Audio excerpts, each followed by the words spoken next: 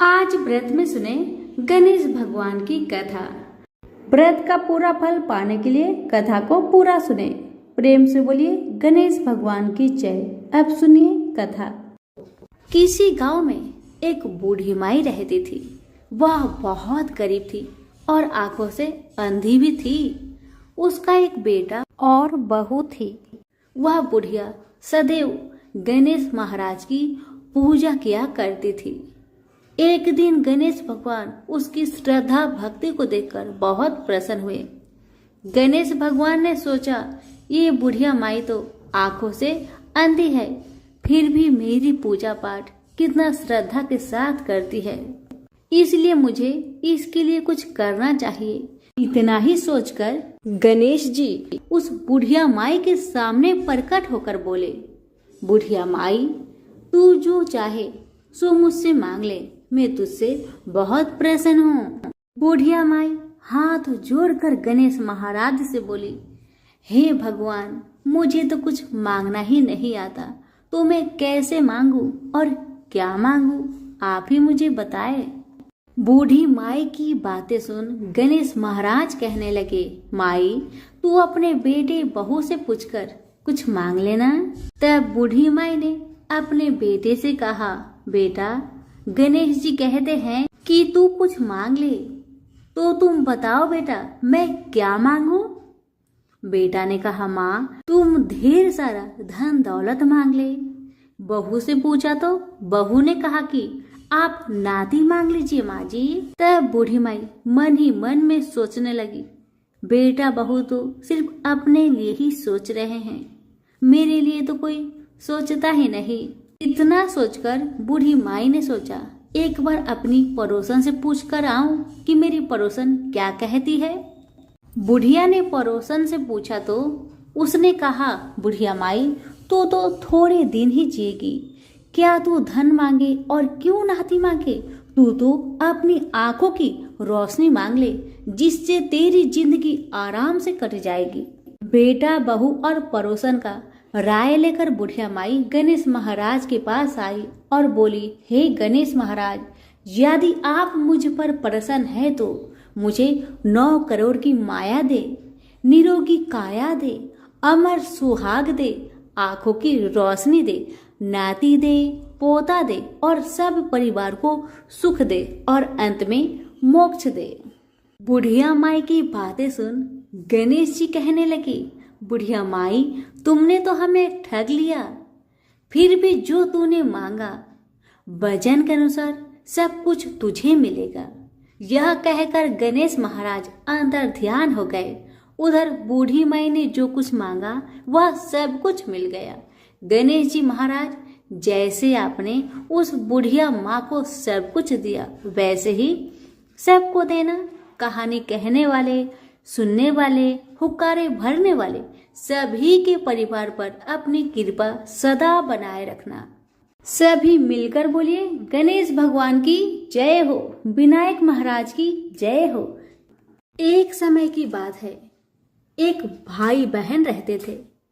बहन का नियम था कि वह अपने भाई का चेहरा देखे ही खाना खाती थी।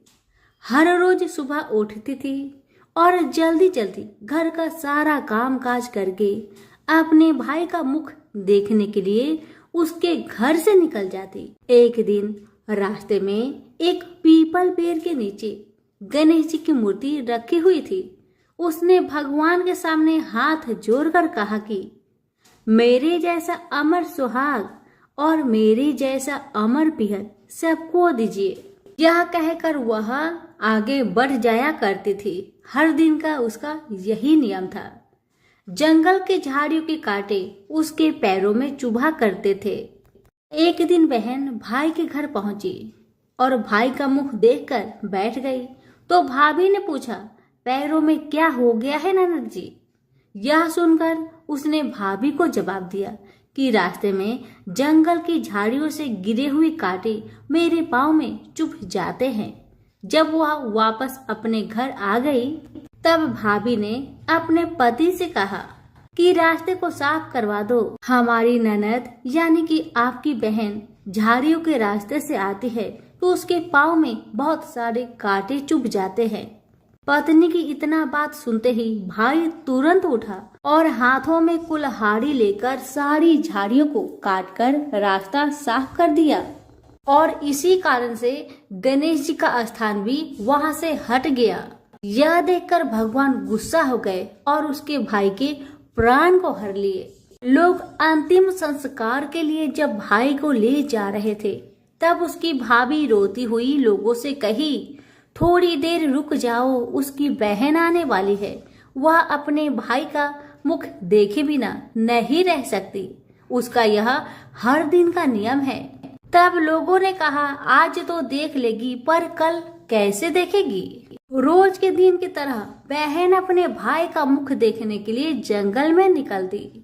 जब जंगल में उसने देखा कि सारा रास्ता साफ किया हुआ है, तब वह आगे बढ़ी तो उसने देखा कि सिद्धि विनायक को भी वहां से हटा दिया गया है। तब उसने जाने से पहले गणेश जी को एक अच्छे स्थान पर रखकर उन्हें स्थान दिया और हाथ जोड़कर बोली, हे गणेश महाराज, मेरे जैसा अमर सुहाग और मेरे जैसा अमर पिहर सबको देना। और फिर इतना कहकर आगे निकल गई।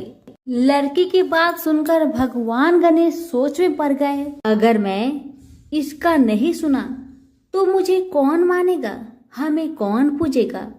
तब सिद्धि विनायक ने उसे पीछे से आवाज दिया कि बेटी, इस खेजड़ी की 7 पत्तियां ले जा और उसे कच्चे दूध में घोलकर भाई के ऊपर छींटा मार देना, वह उठकर बैठ जाएगा। यह सुनकर जब बहन पीछे मुड़ी तो उसने देखा कि वहां तो कोई नहीं है, लेकिन फिर भी उसके दिल से आवाज आई, जो मैंने सुना वैसे ही करती हूँ, देखा जाए क्या होता है। इतना सोचकर वह 7 खेजड़ी की पत्तियां लेकर अपने भाई के घर पहुंची।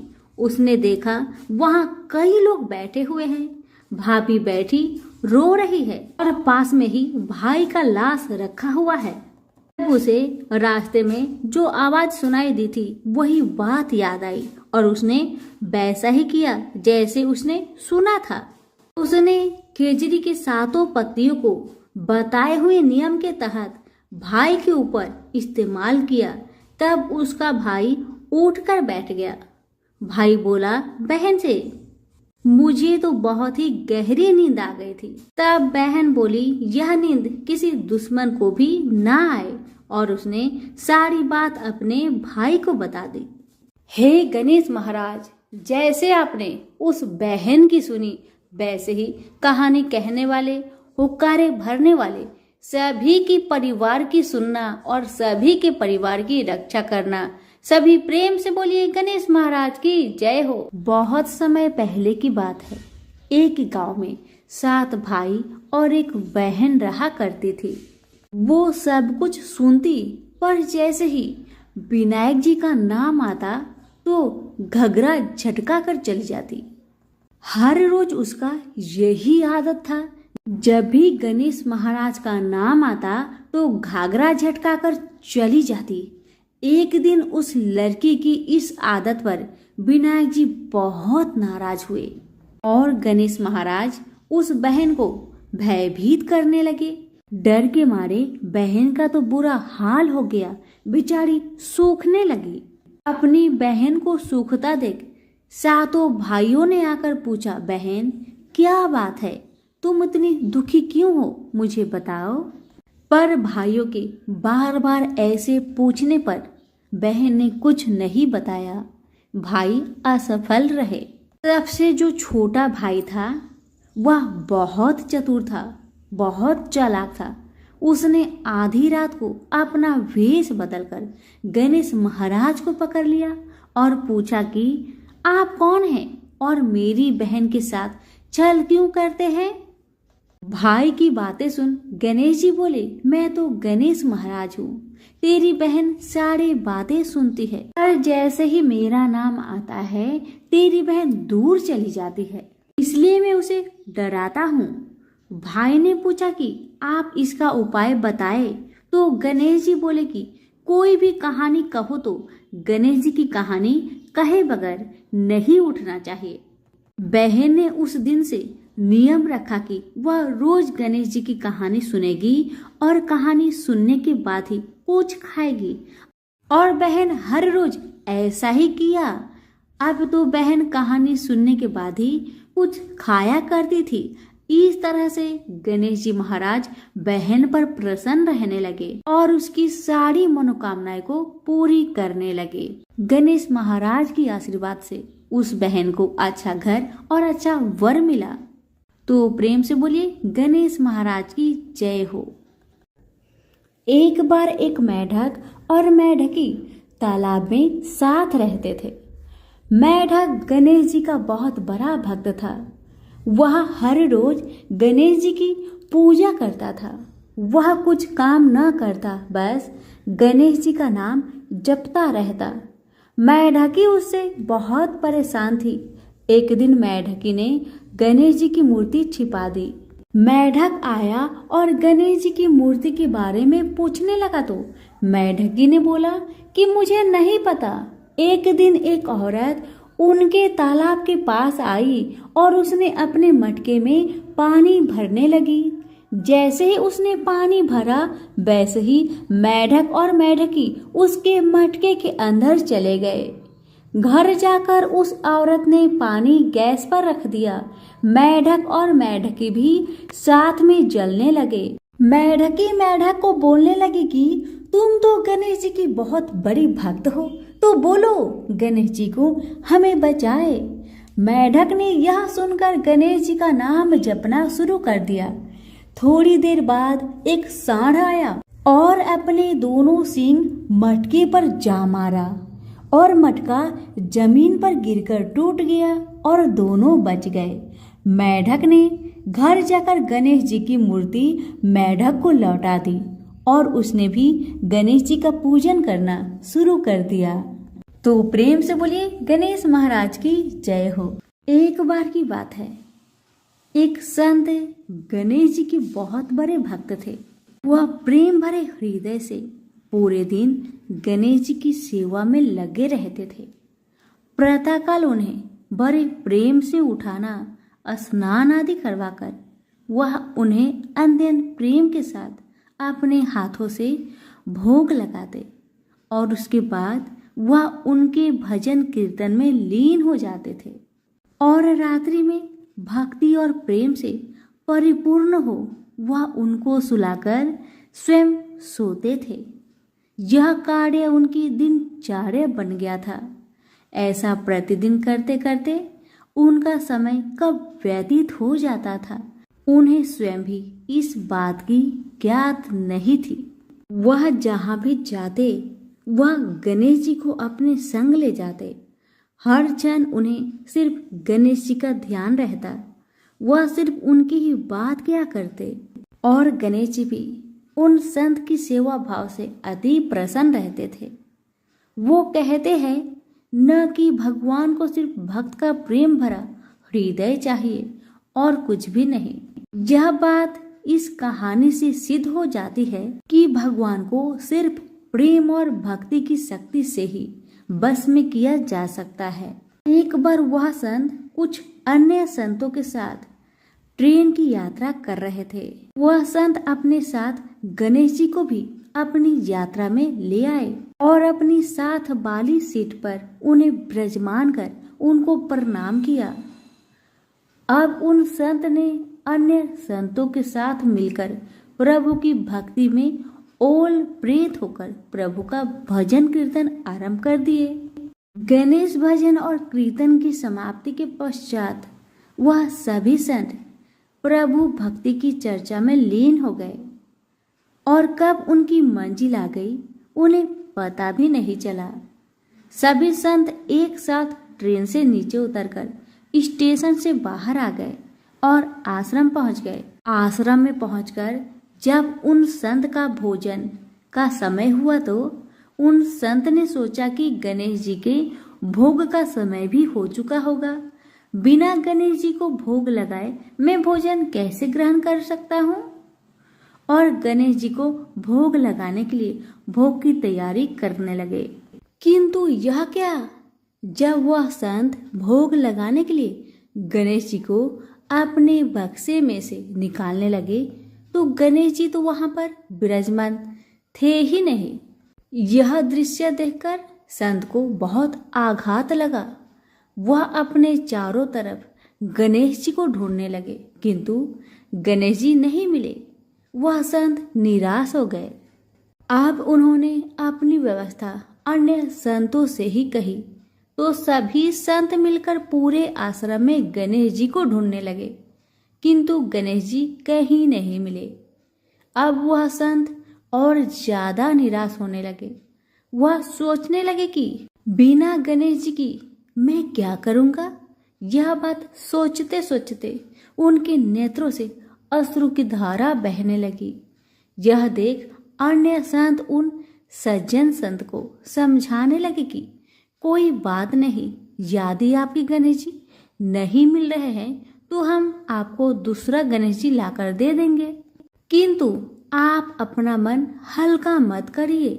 किंतु वह संत नहीं माने। वह लगातार रोए जा रहे थे और यही कह रहे थे कि मुझे तो अपनी वही गणेश जी चाहिए जिनसे मैं रोज प्यार दुलार करता था। उनके अलावा अन्य कोई नहीं चाहिए। उन्होंने अन्न और जल भी ग्रहण नहीं किया। ऐसा करते करते 4-5 घंटे बीत गए। इधर गणेश जी कहीं नहीं मिल रहे थे और उधर संत जी की तबीयत रो रो कर खराब होती जा रही थी। फिर अचानक एकाएक उन्हें याद आया कि आखिरी बार उन्होंने गणेश जी को ट्रेन में बैठाया था और प्रभु भक्ति की चर्चा में लीन हो वो कब बगैर गणेश जी को लिए आश्रम पहुंच गए उन्हें पता ही नहीं चला। यह बात सुनते ही समस्त संतों ने उस सज्जन संत से कहा कि अब तो 4-5 घंटे बीत गए, वह ट्रेन बहुत दूर चली गई होगी। यह बात सुनकर सज्जन संत ने अन्य सभी संतों से कहा कि मुझसे गलती हो गई कि मैं बगैर अपने गणेश जी को लिए ट्रेन से उतरकर आश्रम पहुंच आया, किंतु मेरे गणेश जी मुझे छोड़कर कहीं नहीं जाएंगे। मुझे पूर्ण विश्वास है कि गणेश जी मेरी वहीं पर प्रतीक्षा कर रहे होंगे। एक भक्त का अपने प्रभु के प्रति ऐसा आत्मविश्वास देखकर वहां उपस्थित सभी संत उन सज्जन संत को साथ लेकर स्टेशन की ओर चल दिए। स्टेशन पहुंचकर संतों ने स्टेशन मास्टर को अपनी सारी कहानी सुनाई। यह बात सुनकर स्टेशन मास्टर ने संतों से कहा कि एक ट्रेन पिछले 4-5 घंटे से स्टेशन पर ही खड़ी है। हम सभी बहुत परेशान हैं कि बिना किसी तकनीकी समस्या के वह ट्रेन आगे क्यों नहीं बढ़ रही है। स्टेशन मास्टर की इन बातों को सुनकर संतों को समझने में तनिक भी देर ना लगी कि यह सब तो उस लीलाधर की है। ये तो गणेश महाराज की ही लीला है। और वह मुस्कुराते हुए अपने ठाकुर को लेने चल दिए। ट्रेन की बोगी में पहुंचकर जब उन संत ने ठाकुर जी को देखा तो ऐसा लगा मानो जैसे वह एक बच्चे की भांति बैठकर अपने पिता का इंतजार कर रहा हो कि कब उसके पिता आएंगे और उसे ले जाएंगे। तब उन संतों ने गणेश जी को प्रणाम कर और क्षमा याचना करते हुए गणेश जी को ट्रेन से नीचे उतार ले गए। अंत में यह दृश्य देखकर सभी हैरान रह गए। जब वह संत अपने गणेश जी को लेकर जैसे ही ट्रेन से नीचे उतरे वैसे ही वह ट्रेन भी चल दी, जो बिना किसी तकनीकी समस्या के स्टेशन पर पिछले 4-5 घंटे से खड़ी थी। वहां खड़े सभी स्वजन पुरुषों ने भक्ति की शक्ति का यह दृश्य देखकर सभी ने गणेश जी के चरणों में सत सत प्रणाम किया और आश्रम की ओर चल दिए। सभी प्रेम से बोले, गणेश महाराज की जय हो। पौराणिक कथाओं के अनुसार एक गांव में एक विधवा अपनी बहू के साथ रहती थी। उसकी बहू मंद बुद्धि वाली थी, जो अपनी भूख बर्दाश्त नहीं कर पाती थी और हमेशा खाने के लिए उतारू रहती थी। वह सबसे पहले उठकर खाना खाती थी, फिर घर के बाकी काम किया करती थी।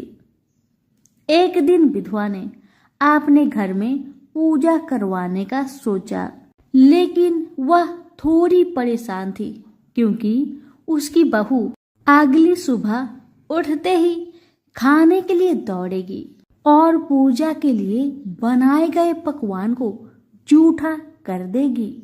अपनी बहू को पूजा के लिए बनाए गए पकवान से दूर रखने के लिए विधवा ने एक तरीका निकाला।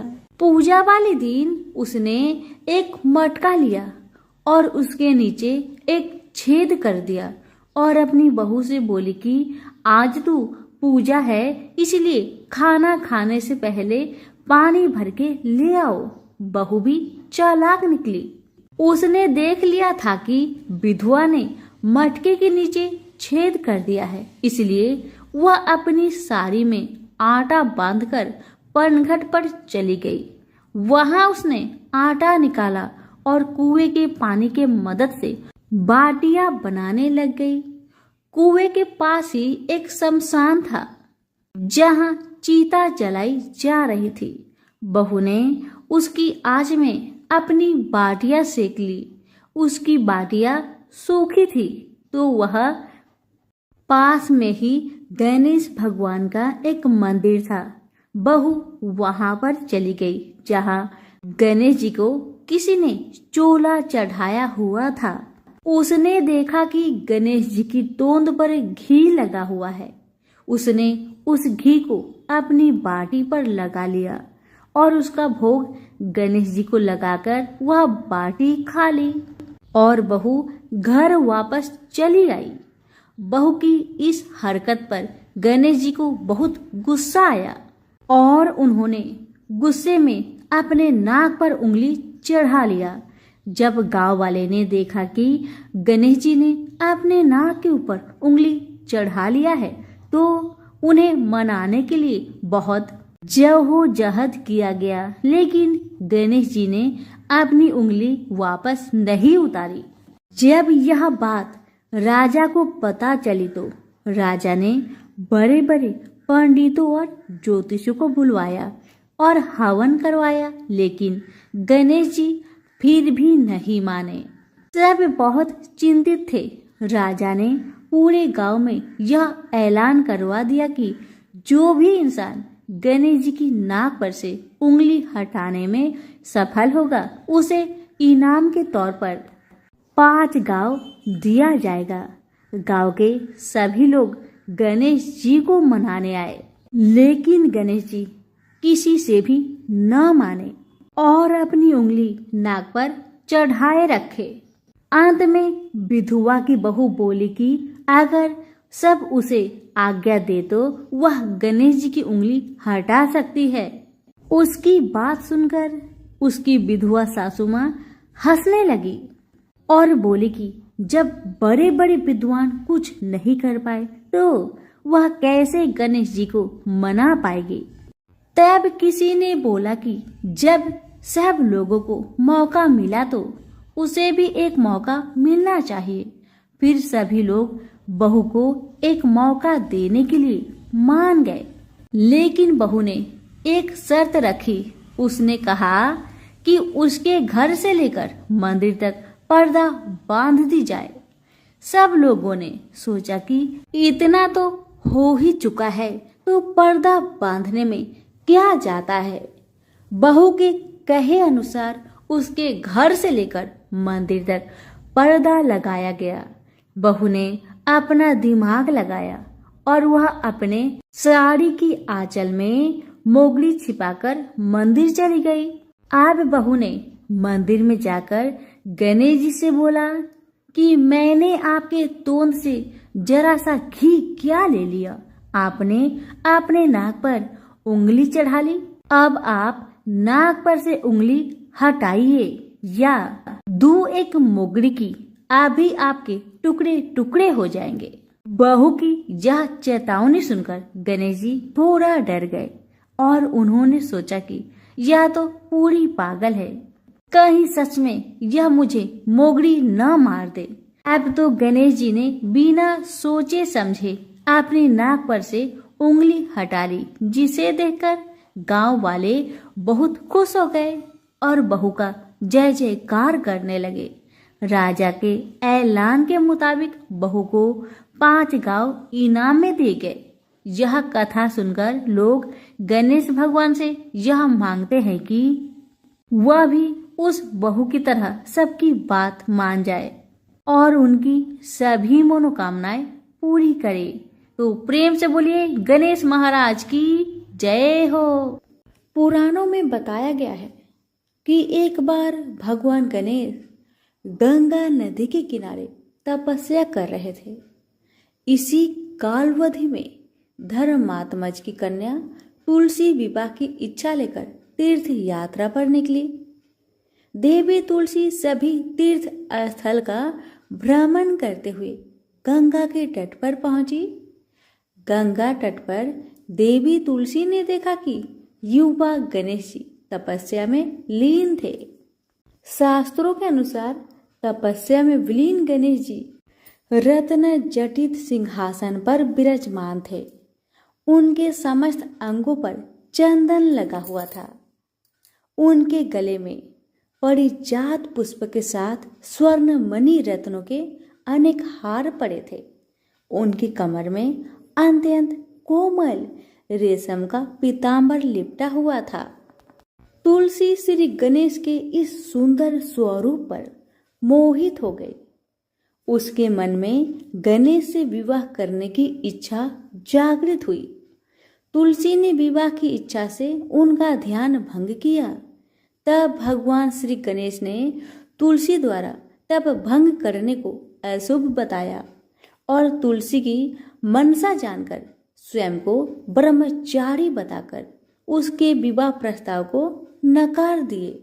विवाह प्रस्ताव ठुकराने पर तुलसी ने नाराज होकर गणेश जी को श्राप दिया कि उनके एक नहीं बल्कि 2 विवाह होंगी। इस पर श्री गणेश ने भी तुलसी को श्राप दे दिया कि तुम्हारा विवाह एक असुर से होगा। एक राक्षस की पत्नी होने का श्राप सुनकर तुलसी ने गणेश जी से माफी मांगी। तब गणेश जी ने तुलसी से कहा कि तुम्हारा विवाह शंखचूड़ राक्षस से होगा, किंतु फिर तुम भगवान विष्णु और श्री कृष्ण को प्रिय होने के साथ ही कलयुग में जगत के लिए जीवन और मोक्ष देने वाली होगी। पर मेरी पूजा में तुलसी चढ़ाना शुभ नहीं माना जाएगा। तब से ही भगवान श्री गणेश जी को पूजा में तुलसी चढ़ाना वर्जित माना गया है। प्रेम से बोलिए गणेश जी की जय।